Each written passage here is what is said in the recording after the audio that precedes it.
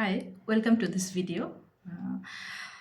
এই ভিডিওটাতে আমরা জানবো যে কেন এনজিওতে আমি চাকরি করব, অথবা কেউ যদি এনজিওতে চাকরি করতে চায় তার কোনো যোগ্যতা থাকতে হবে কি না। প্রশ্নের উত্তর খুবই সহজ, যে অবশ্যই থাকতে হবে।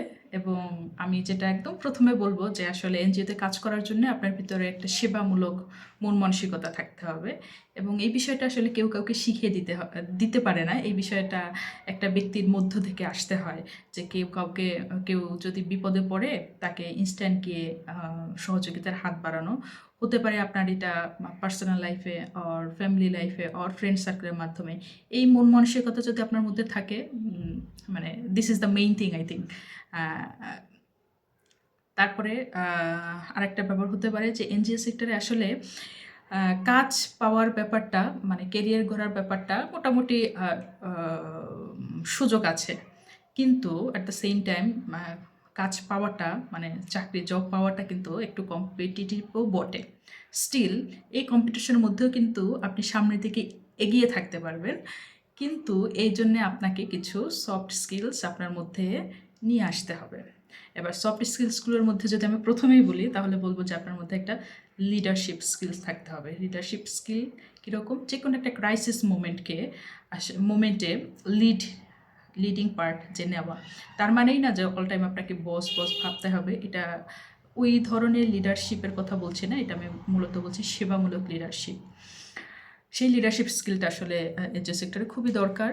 অ্যাট দ্য সেম টাইম আপনাকে কমিউনিকেশন স্কিল থাকতে হবে। কমিউনিকেশন স্কিল এমনভাবে থাকতে হবে যেন আপনি আপনার অর্গানাইজেশনে একদম টপ পার্সনের সাথে কীভাবে কমিউনিকেশন করবেন, এবং একদম ডাউন, যে একদম গ্রাউন্ড লেভেলে আপনার যে সুবিধাভোগী আছে বা বেনিফিশিয়ারি আছে তার সাথে আপনি কীভাবে কমিউনিকেশন করবেন।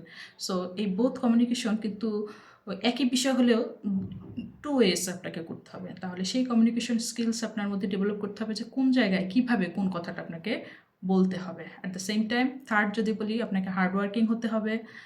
কথা বলার সময় টু দ্য পয়েন্ট কথা বলতে হবে, স্লোলি কথা বলতে হবে, এমনভাবে বলতে হবে যেন আপনার অডিয়েন্স যে আছে সে যেন আপনার কথা বুঝতে পারে। এবং কোনো একটা বিষয় হলে আপনাকে কমপ্লিমেন্টস দেওয়ার অ্যাবিলিটি থাকতে হবে, যে কোনো একটা বিষয় হলে এটা যদি ভালো হয় কেন ভালো হয়েছিল, এবং যদি কোনো একটা বিষয় ভালো না হয়ে থাকে কেন ভালো হয়নি।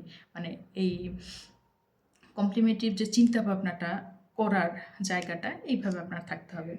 আসলে খুব বেশি কঠিন আমি বলবো না, তবে আমরা যদি ডে টু ডে আমাদের মধ্যে যদি এই ক্যারেক্টারিস্টিকগুলো, এই স্কিলগুলো মানে ধরে রাখতে পারি, এটা কিন্তু শুধু এনজিও সেক্টরের জন্য না, আপনার এটা পার্সোনাল ডেভেলপমেন্টের জন্য কাজ করবে।